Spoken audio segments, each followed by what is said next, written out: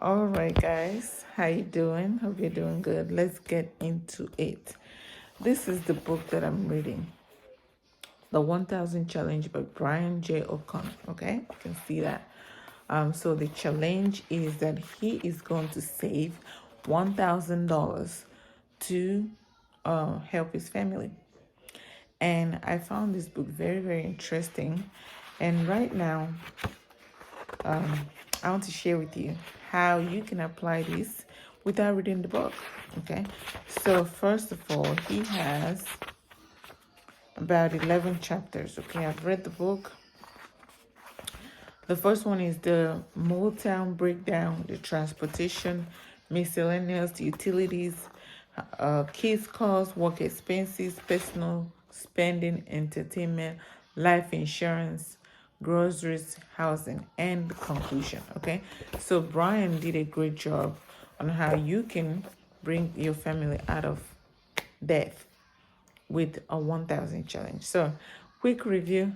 Let's get into it. And before we get into it, my name is Antonia Chiamakachibo, and I'm going to do a quick review of the 1000 challenge book by Jay O'Connor. All right. So the first is the challenge begins. Okay. So like I said, Brian embarks on a year-long challenge to save $1,000 per month.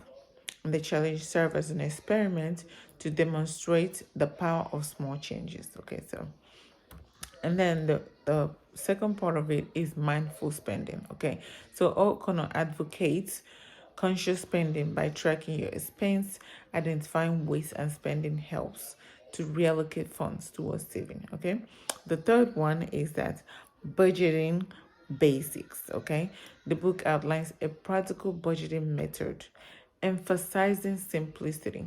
So you have to know the ins and outs of your finances. You have a book, separate them, like draw a line in the middle. The left is your income, the right is your expenses. So you kind of want to know what is coming in and what's going out in a month. Okay, so very simple. Creating a budget allows for better financial control and goal setting. Okay, the fourth one is automatic savings. Okay, so O'Connor recommends automatic savings by setting up like a regular transfer to a separate account that you don't have a debit card, you don't have a check, you just put it in there automatically from your bank. Now, guys, you are allowed to have more than one bank account.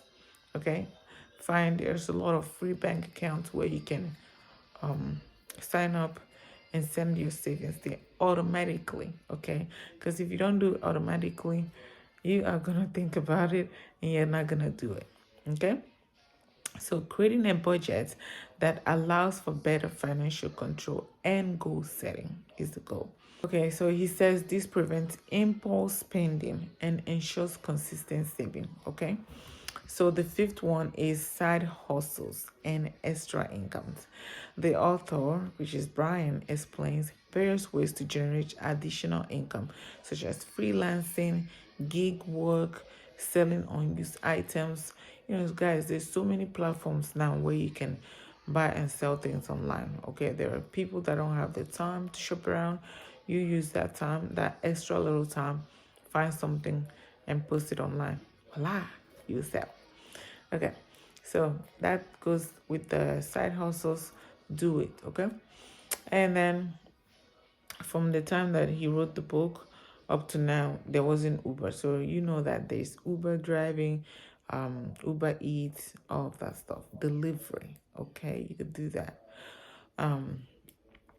Number six is emergency fund building. Okay, I cannot emphasize this enough. And Brian also said in his book, you need to have an emergency fund that is, it could be an investment, but in such a way that it's easily accessible in emergency. Like you have a refrigerator breakdown and you don't have insurance, or your car broke down and you have to fix your tire, fix your engine, stuff like that. You don't even have enough cash to buy a new car, but in an emergency you need to get that taken care of. So explains underscores the importance of having an emergency fund for unexpected expenses. Like I said, it provides peace of mind and prevents dipping into your savings. Okay, so you have your savings, you have emergency, and you can have, like I said, 3 bank accounts, 4, and you can label them like what you need to use them for.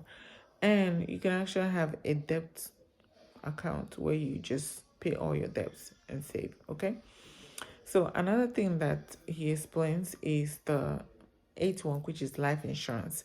It is really mandatory. I know it's not mandated for you.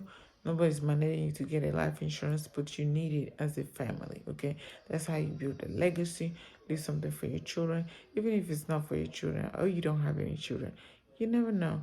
Your parents, your siblings, anybody that you're with, okay, that is dependent upon your income, you need that. So, because when God forbid something happens, they're not gonna force to go back to job because they have to pass that grief period. Okay, so you don't want that for your loved ones. Okay, the 8th one is debt management. I kind of already talked about that, but O'Connor discusses strategies for paying off high interest debt systematically. Guys, I cannot emphasize this enough. If you have multiple credit cards, you need to know them by their interest. The one with the highest interest is what you need to pay off first before you go to lower interest. Okay, and then reduces the freeze of funds for saving and investing. When you invest, I can emphasize, I am a big huge fan of investment. You need to invest because it helps. And what that means is that you take your money to work for you so you don't have to work for the rest of your life. Okay, so number 9, investing for growth. The book encourages readers to invest in stocks and other assets to grow their wealth. He explains the power of compound interest and long-term investing. And number 10, applying the challenge to your personal life. Okay, evaluate your spending habits and identify areas where you can cut back. Automate your savings to ensure consistency. Okay, consider a side hustle like we already talked about.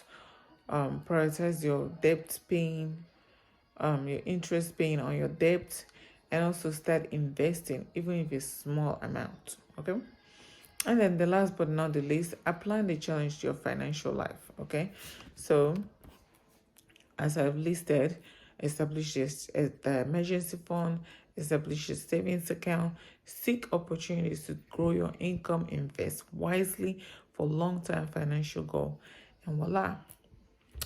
That's what Brian explains in this book. So try and read that, or if not, I've already explained to you what he talked about.